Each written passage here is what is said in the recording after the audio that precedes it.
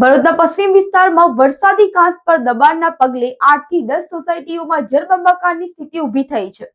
ભરૂચના પશ્ચિમ વિસ્તારમાં વોર્ડ નંબર 2 માં આવેલા આરઝુ અરમાન કૌશલ સોસાયટી સહિત 8 થી 10 સોસાયટીઓમાં છેલ્લા 48 કલાકથી વરસાદી પાણી ભરાઈ રહેતા અને સોસાયટીઓના રોડ ઉપર જ બાલાજી માર્બલના વેપારીએ પણ વરસાદી કાંસ ઉપર દબાણ કર્યું હોવાના આક્ષેપ સાથે માર્બલનો કચરો પણ કાંસમાં જવાના કારણે અને કાંસની સમયસર સફાઈ ન થતી હોવાના કારણે પણ આજે 8 થી 10 સોસાયટીઓમાં ઘૂંટણ અને કમરસમાં પાણી ભરાઈ રહેતા સોસાયટીના રહીશોએ ઘરમાં જ પુરાઈ રહેવાની નોબત આવી હોય। ભરૂચ શહેરમાં સતત વરસાદ વરસી રહ્યો છે। ભરૂચના અનેક વિસ્તારોમાં જળબંબાકારની પરિસ્થિતિ છે। ઘૂંટણ અને કમરસમાં પાણી ભરાઈ ગયા છે। લોકોના ઘરોમાં વરસાદી પાણી ભરાઈ ગયા છે, જેને લઈને ક્યાંક ને ક્યાંક તંત્ર પણ ખડે પગે હોય તેવા દ્રશ્યો મળી રહ્યા છે। પરંતુ ભરૂચના પશ્ચિમ વિસ્તારની પરિસ્થિતિ તમે જોઈ રહ્યા છો કે મોટા પ્રમાણમાં લોકોના ઘરોમાં પાણી ફરી વળ્યા છે।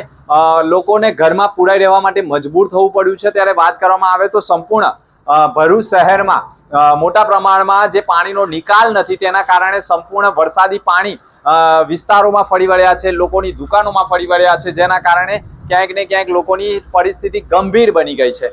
ભરૂચનો આ પશ્ચિમ વિસ્તાર છે, જ્યાં નગરપાલિકા વિસ્તાર આવતો હોય છે, પરંતુ વરસાદી પાણીના નિકાલની કોઈ સુવિધા ન હોવાના કારણે સંપૂર્ણ વિસ્તારમાં વરસાદી પાણી ભરાયું છે। લોકોની સોસાયટીઓમાં પાણી છે, ગાડીઓમાં પાણી ભરાઈ ગયા છે। તમે જોઈ રહ્યા છો સંપૂર્ણ જે રોડ ઉપરનો જે વૃક્ષ છે તે ખાડો છે, એટલે ખુલ્લી ગટર છે, અને છતાંય લગભગ અહીંથી 8 થી 10 સોસાયટીના લોકો પાણીમાંથી પસાર થવા મજબૂર બન્યા છે। આ જે ઝાડ જોઈ રહ્યા છો ત્યાં પણ એક ખુલ્લી ગટર છે, એટલે કે અહીંયા પાણીની અંદર જો કોઈ અવર જવર કરે અને ડૂબી જાય તેવી પણ શક્યતા વર્તાઈ રહી છે। પરંતુ ભરૂચના પશ્ચિમ વિસ્તારમાં સતત વરસાદી પાણી ભરાઈ ગયા છે, જેના કારણે લોકોની પરિસ્થિતિ ગંભીર બની ગઈ છે। સોસાયટીના લોકોને ઘરની બહાર નીકળવું મુશ્કેલ બની ગયું છે। પરંતુ હાલ તંત્ર દ્વારા પણ શાળા અને કોલેજને રજા જાહેર કરવામાં આવતા લોકો આજે ઘરમાં જ રહેવા મજબૂર બન્યા છે અને ઘરમાં સુરક્ષિત હોય તેવા દ્રશ્યો જોવા મળી રહ્યા છે। પરંતુ ભરૂચની સોસાયટીઓમાં વરસાદી પાણીના નિકાલની કોઈ વ્યવસ્થા ન હોવાના કારણે લોકોમાં પણ આક્રોશ જોવા મળી રહ્યો છે। અને રાત્રિ દરમિયાન સોસાયટીઓમાં પણ બહાર નીકળવું મુશ્કેલ બની ગયું હોય, તેમજ વરસાદી પાણી ઘૂંટણ અને કમરસામાં ભરાયેલા હોય અને જાહેર માર્ગ ઉપર જ ખુલ્લી કુંડીઓના કારણે કોઈ અજાણ્યો ઈસામાં રોડ ઉપરથી પસાર થાય તો અકસ્માતનો ભોગ ન બને તે માટે સ્થાનિક લોકોએ પણ ખુલ્લી કુંડીઓ ઉપર વૃક્ષના ડાળખા મૂકીને પણ લોકોને સાવચેત કરવાના પ્રયાસો કર્યા હોય। સાથે સ્થાનિક નગરસેવકોએ પણ માર્બલના વેપારીના દબાણ દૂર કરીને પણ તંત્ર વહેલી તકે પાણીનો નિકાલ કરે તેવો આક્ષેપ કર્યો છે। જોકે વરસાદી પાણી સોસાયટીઓ અને મકાનોમાં ફરી વળતા લોકોને ભારે હાલાકી ભોગવવી પડે છે। ભરૂચના પશ્ચિમ વિસ્તારમાં વરસાદી પાણી ભરાઈ ગયા છે। તમે જોઈ રહ્યા છો આ લોકોના ઘરોમાં પાણી છે। અસદભાઈ, કાયમ માટે આ સોસાયટીઓમાં પાણી ભરાય છે, ખુલ્લી ગટરો છે, લોકોએ ઘરમાં પૂરે રહેવું પડે છે, શું માનો છો?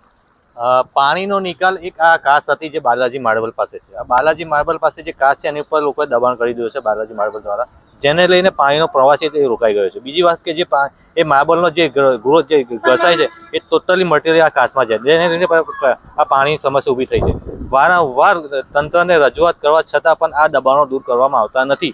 એ તંત્ર વહેલામાં વહેલા દૂર થાય તો જ આ પાણીનો નિકાલ થશે, ત્યાં સુધી પાણીનો નિકાલ થાય નહીં। શું માનો છો કેટલી સોસાયટીઓમાં પાણી છે, લોકોને ઘરમાંથી નીકળવું મુશ્કેલ બની ગયું છે? મિનિમમ 7 થી 8 સોસાયટી છે જે કાલ સવારથી જ પાણીમાં ગરકાવ છે। લોકોને ઘરમાંથી નીકળવાનું પણ મુશ્કેલ પડી રહ્યું છે। લોકોને શાકભાજી લેવું હોય કે દૂધ લેવા જવું હોય, બધા ઘરોમાં કેદ થયેલા છે। અસદભાઈ, આપણે જે રોડ પર પાણી ભરાય છે, ખુલ્લી ગટરો છે, લોકોએ સાવચેતી માટે વૃક્ષ મૂકેલા છે, શું માનો? આજે જાતે જ અમે લોકો જેસીબી બોલાવીને તમામ જીયુસીના જે ડ્રેનેજ લાઈનો ઢાંકા ખોલાવ્યા છે, જેથી પાણીનો નિકાલ થાય। પાણીનો નિકાલ ના થવાના કારણે પાણી જતું નથી। ખાસ વાત કરીએ તો ભરૂચના પશ્ચિમ વિસ્તારમાં સતત વરસાદી પાણી ભરાઈ ગયા છે।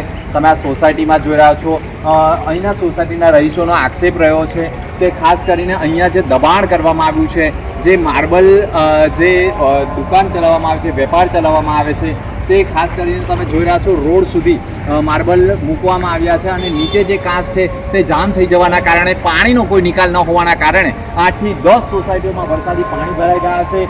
ખાસ કરીને તંત્ર હોય, ભરૂચ નગરપાલિકા હોય, જિલ્લા વહીવટી તંત્ર હોય, જે દબાણ છે તેને દૂર કરવાનું હોય છે અને નીચેની જે કાંસ છે તેને સાફ સફાઈ કરી અને ખાસ વરસાદી પાણીનો નિકાલ કેવી રીતે થાય છે, લોકોને તકલીફો ન પડે તેવા કેવા પ્રયાસો થાય છે તેવા જરૂરી છે। કારણ કે પશ્ચિમ વિસ્તારમાં મોટા પ્રમાણમાં વરસાદી પાણી ભરાઈ ગયા છે અને લોકોએ ઘરમાં જ પૂરા રહેવા માટે મજબૂર બની જવું પડ્યું છે। મનોજ ખંભાલા સાથે દિનેશ મકવાણા, SNP ન્યૂઝ, ભરૂચ।